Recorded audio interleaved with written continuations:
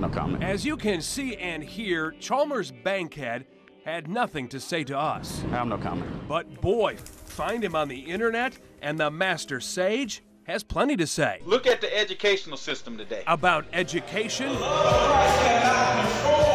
about religion, if money is not your most pressing need. about money. He said he was a minister, a bishop, a doctor. He said he was an attorney. Val Dantzler met Bankhead through an online dating site last fall and thought she found a keeper. When he said we're going to come together and be married. Turns out, though, Patrice Oughton met him the same way, back in 2002. He could help me spiritually. He could help me get my finances together. What these two say happened next will sound It's crazy.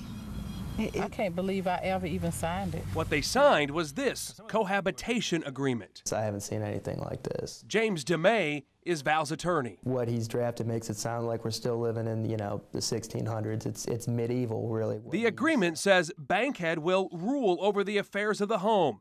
The women will be responsible for all domestic house chores. He don't give you a chance to think, and by you acting quickly, it doesn't give you a chance to see, hey, this doesn't feel right. It gets worse. The agreement called for the turning over of all financial accounts, giving him full authority to manage all of the affairs without limitation or restriction. Had me put his name on my bills, and then his name was put on my bank account. Did you find out at some point the bills weren't being paid? Oh, yeah. It gets worse again. They signed over power of attorney. Patrice says Bankhead took her cars by putting them in his company's name.